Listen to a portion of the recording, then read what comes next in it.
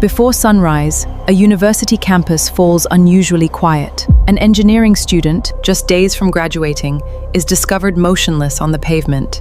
Within days, officials say the case is solved. But years later, after a new president takes office, the case is reopened, and people begin asking whether the full story was ever told.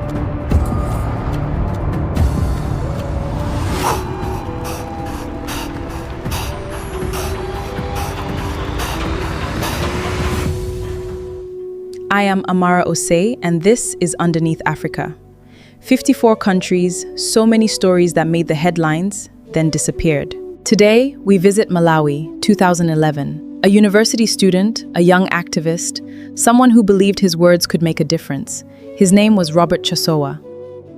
Robert Ishmael Chasowa was the third of 6 children, raised in Kameza Township, on the outskirts of Blantyre. By 2011, he was in his final year, studying mechanical engineering at the Malawi Polytechnic. But Robert wasn't just focused on his degree. He was also the leader of a student group called Youth for Democracy. And every week, he helped publish a newsletter called The Weekly Political Update. The newsletter was openly critical of the ruling party. It called out politicians for accountability and gave students a place to speak about what was happening around them. For Robert, it was a way of making his voice heard. But speaking out in Malawi at the time came with risks. In mid-September 2011, police arrested several members of Youth for Democracy over the newsletter. Robert was named as one of the people behind it. And within days, the mood on campus had changed. Then, on the morning of September 24th, Robert was found on the Polytechnic campus, motionless, with a deep wound to his head. The police moved quickly. Less than a week later, they announced that Robert had taken his own life. They pointed to a note they said he had left behind and suggested that pressure over his political writing had driven him to it. But his family didn't believe that. They looked at the same evidence and came to a very different conclusion. To them, the injuries didn't look like the result of a fall, and the explanation they were given simply didn't add up.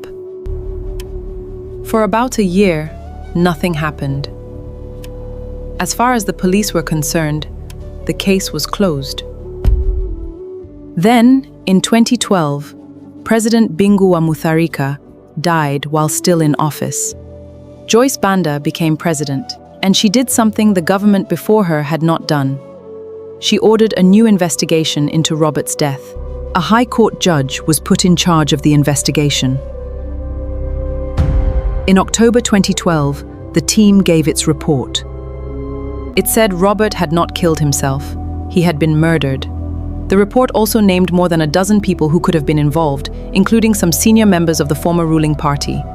Some people were arrested, but they were later given bail, and once again, the case began to go quiet.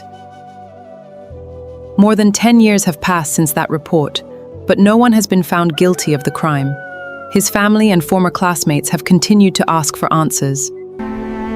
They want to know why, after all these years, no one has been held responsible. Robert Chasowa's case is still not over.